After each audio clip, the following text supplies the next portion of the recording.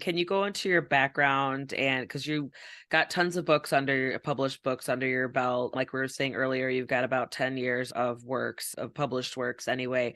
Go into your background a little bit and maybe what led you to bring Violet's story to life.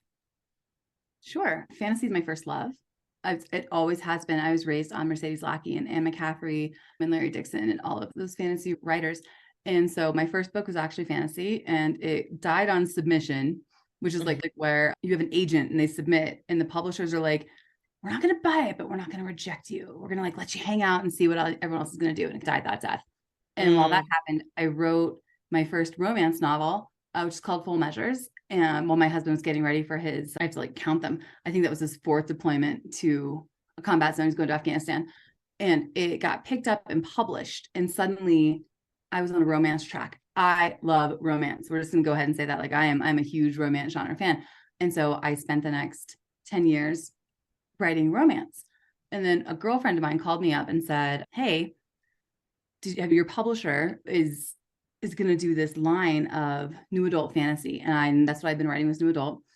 And what do you think about them? And so I talked to her about it, and she did sign with them. And then I thought, yeah, that would be fun. My agent said, I want to go do this. And my publisher was like, wait, you what? Because all they've known me is for romance. I'm like, yeah, I want to do this. And so I hopped on a call with Liz Peltier, who is the head of Red Tower and Entangled. And she's been my editor in the past. And I gave her 5 different pitches. And she was like, the dragons. And I was like, oh, yeah, okay. Because, in publishing, I'd be really flexible. You got to have more than one story ready to pitch. And so I was like, dragons. All right, okay. And we finagled the pitch so that it fit into that high concept. And she said, lean into your military background. And I had them in an Army unit. She said, let's do it at a war college. I said, yeah, totally cool. Let's, instead of an Army unit, yeah, war colleges be awesome. And I said, I really feel strongly that I would like this girl to have Ehlers-Danlos. And my publisher was like, okay, because we're tiptoeing into areas where own voices are really important. And she didn't know I have it. So I have Ehlers-Danlos. My sons all have Ehlers-Danlos.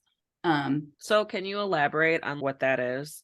Yeah, absolutely. It's a connective tissue disorders. It's a group of 13 different connective tissue disorders. Basically, our bodies, we don't make collagen correctly. We have a default in our collagen.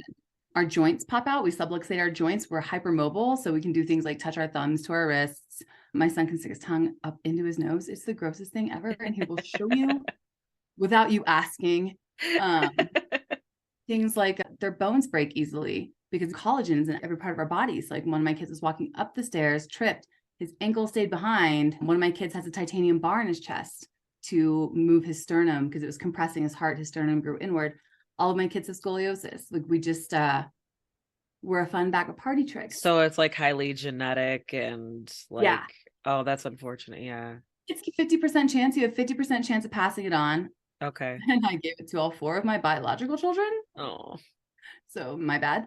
But they've let it stop them from certain things. We're not supposed to do things like play soccer, or we're really concussion prone, things like that. So they all chose to keep playing hockey because it's I was gonna say, so naturally just going for the highest contact almost besides football. I don't know. It is, but the highest concussion rates are in soccer.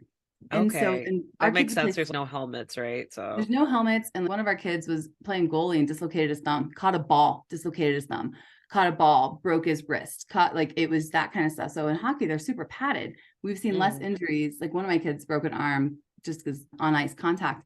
But we've seen less injuries in hockey than other sports.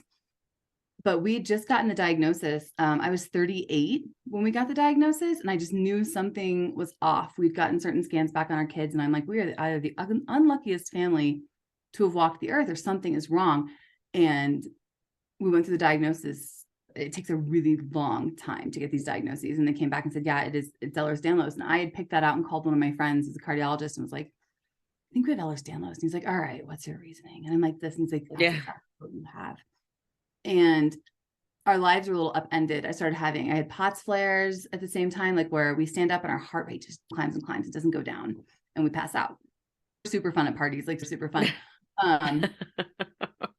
But it had debilitated me during the worst POTS flare for about a year, where I couldn't drive and I could barely get off the couch. And I didn't traditionally publish for a year because I couldn't sit down. I didn't have the right medications or the right accommodations. And so writing Violet, it was really important to me because I needed to see a heroine like me, like in fantasy, because we get all these badass heroines and I'm all for badass heroines.